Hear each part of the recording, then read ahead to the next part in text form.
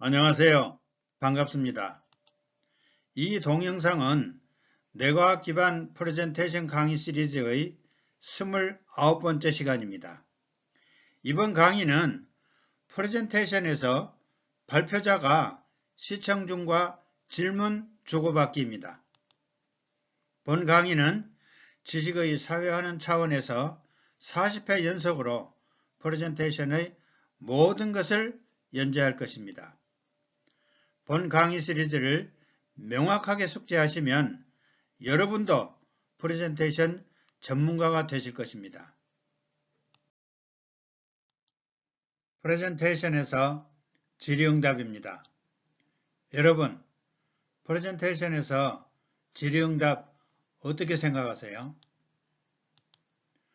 우리나라에서 이루어지는 프레젠테이션에서 질의응답은 아직 중요한 역할을 하지 못하고 있는 실정이라고들 말하고 있습니다. 그 이유를 한번 알아보겠습니다. 발표자는 질문에 대한 대비나 전략이 부족하다는 것이고, 또 시청중은 질문하기를 꺼려하는 경향이 있으며, 질문이 있어도 프레젠테이션이 끝난 다음에 개인적으로 문의하는 경우가 많은 것입니다. 프레젠테이션에서 질의응답의 정의에 대해서 말씀드리겠습니다. 프레젠테이션에서 질의응답이란 question and answer, 즉 Q&A를 말하는 것이죠. 발표자가 시청중에게 질문하고 시청중이 답변하는 경우, 또는 시청중이 발표자에게 질문하고 발표자가 답변하는 경우입니다. 우리나라 프레젠테이션에서 질의응답의 실태에 대해서 설명드리겠습니다. 우리나라 프레젠테이션에서 질의응답의 실태입니다. 먼저 발표자의 준비 부족입니다. 발표자가 질문에 대한 준비 부족으로 답변에 어려움을 겪기도 하죠. 왜냐고요? 파워포인트 슬라이드에 너무 치중하기 때문이죠. 다음에는 시청중의 소극적인 참여입니다. 시청중 중에는 질문하는 것 자체를 주저하는 경우가 많습니다. 또 불편한 분위기죠.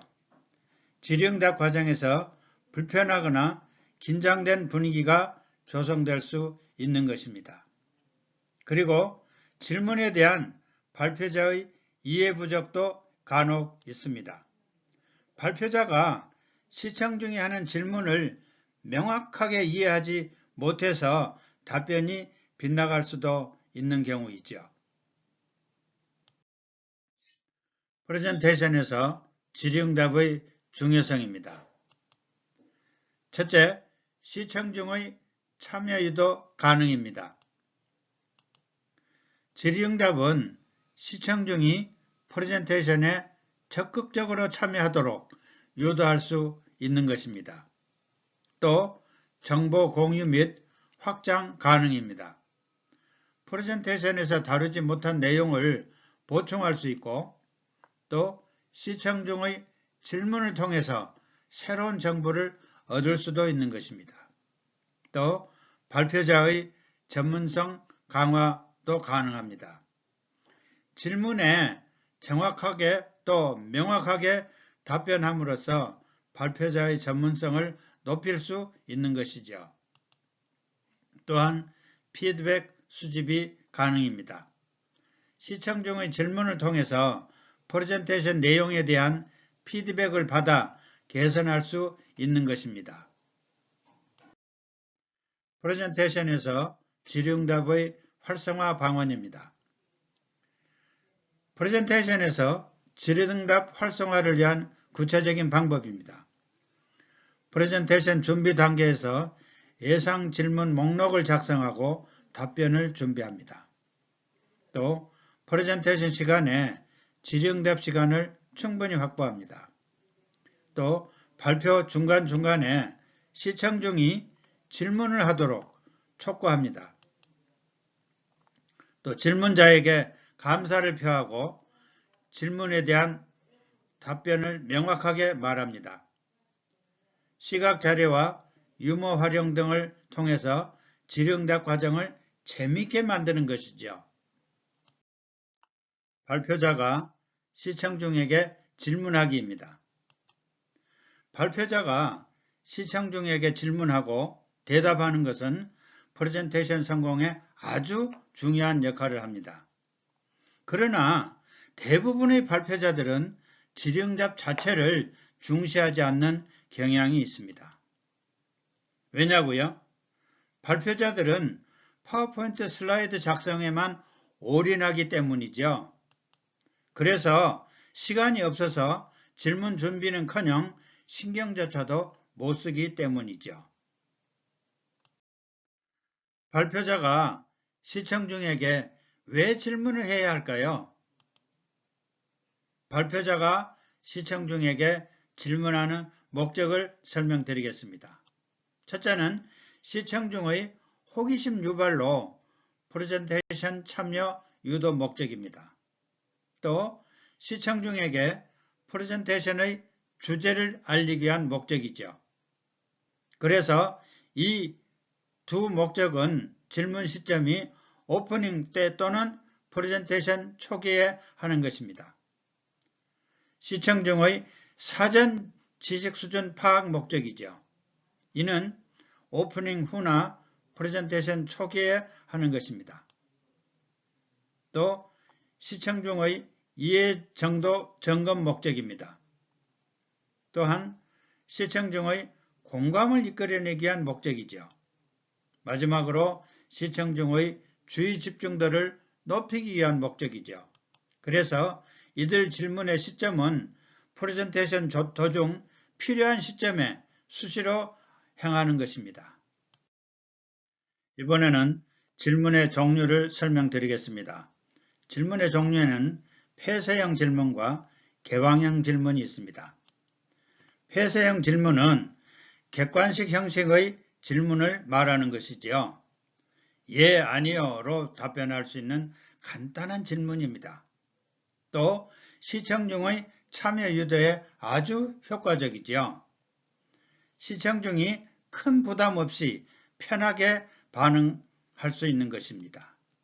또한 발표자와 시청중 간의 활발한 상호작용이 가능한 것이죠. 그래서 상호작용이 없거나 미미할 경우 프레젠테이션 성공이 불가능한 것이죠. 개방형 질문은 주관식 질문이라고도 합니다. 시청중의 다양한 사고 촉진에 효과적인 질문이죠. 시청중의 생각과 의견을 자유롭게 표현 가능한 질문입니다. 시청중이 큰 부담 없이 편하게 반응할 수 있는 것이죠. 그러나 프레젠테이션 도입부의 개방형 질문은 위험할 수 있습니다. 적극적이고 활발한 대답이 있을 경우에는 성공적인 진행과 프레젠테이션 성공 보장을 할 수 있는 것입니다. 질문의 순서입니다. 프레젠테이션에서 질문은 아무렇게나 하는 것이 아닙니다. 첫째, 폐쇄형 질문으로 시작을 해서 개방형 질문으로 심화한 후에 다시 폐쇄형 질문으로 마무리하는 것이죠.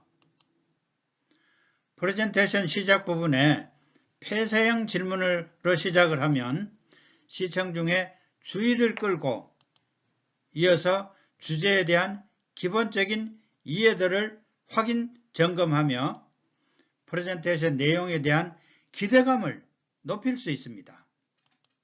그리고 폐쇄형 질문으로 기본적인 이해도를 확인한 다음에 개방형 질문을 하게 되면 시청중의 참여를 유도하고 또 주제에 대한 깊이 있는 논의를 이끌어낼 수 있는 것이지요. 마지막에는 폐쇄형 질문으로 주요 내용을 요약하고 시청중의 이해도를 확인하며 프레젠테이션에 대한 마지막 인상을 심어줄 수 있는 것입니다. 발표자가 시청중에게 질문하는 방법입니다. 질문 대상자를 지목하여 질문해야 됩니다. 시청중 전체를 대상으로 한 질문 시 대상자를 지목하여 질문하는 것이 좋습니다. 또한 동일한 질문을 두 사람 이상에게 질문하는 것이 좋습니다. 똑같은 질문을 서로 떨어져 앉은 시청중에게 질문하면 시청중 자신도 질문될 수 있으므로 프레젠테이션에 주의 집중하여 참여 가능할 것입니다. 또 좋은 답변에 대해서는 칭찬을 아끼지 말아야 됩니다. 시청중의 답변이 좋은 경우 칭찬을 하시죠. 훌륭한 답변입니다. 라고요. 그 효과는 적극적인 프레젠테이션 참여가 될 것입니다. 발표자의 질문에 대한 답은 정확하게 말해야 합니다. 발표자가 질문에 명확한 정답을 제시하면 시청중은 그 정답에 주의 집중하여 경청할 것입니다. 시청중의 질문받기입니다. 프레젠테이션에서 시청중의 질문받기 어떻게 생각하세요? 별로 생각해 본 적이 없다고요? 시청중이 발표자에게 질문하는 것은 프레젠테이션 성공에 아주 중요한 역할을 합니다. 그러나 대부분의 발표자들은 질의응답 대비를 대충 적당히 하는 경향이 있습니다. 왜냐고요? 발표자들은 파워포인트 슬라이드 작성에만 올인하기 때문이죠. 그래서 시간이 없어서 질의응답엔 신경조차도 못 쓰기 때문인 것이죠. 입사면접, 과제수주, 입찰에서 질의응답은 어떻게 준비하시나요? 그 해결책을 설명해 드리겠습니다. 왜 시청중의 질문을 받아야 할까요? 프레젠테이션에서 시청중의 질문을 받는 목적입니다. 시청중의 이해도를 높이기 위해서입니다. 시청중이 프레젠테이션 내용에 궁금한 점 또는 이해 안 되는 점이 있을 수 있죠.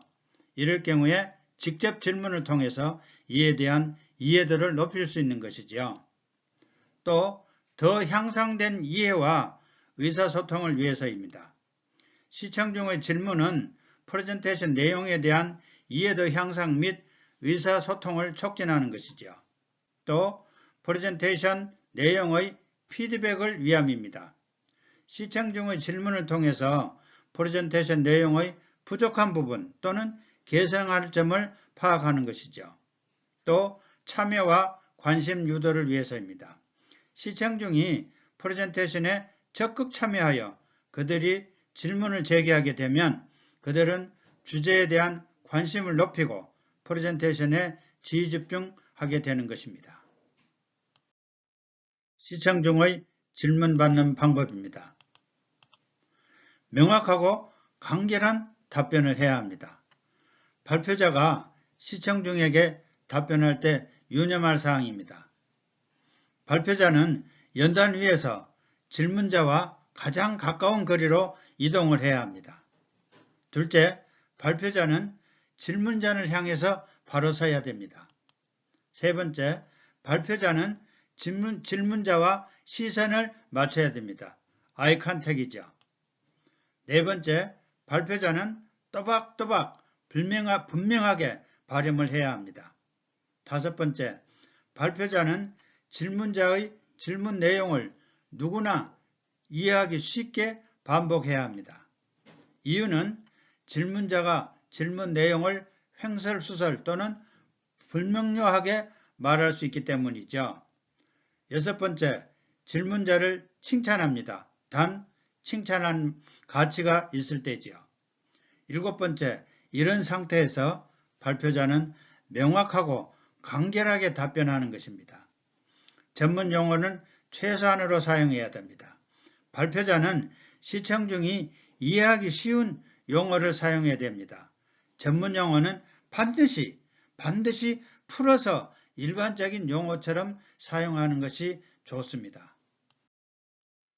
다음 강의는 프레젠테이션 강의 시리즈 30번째 시간으로 프레젠테이션에서 연단 공포증 해소 방법입니다. 여러분의 많은 시청 부탁드립니다. 대단히 감사합니다.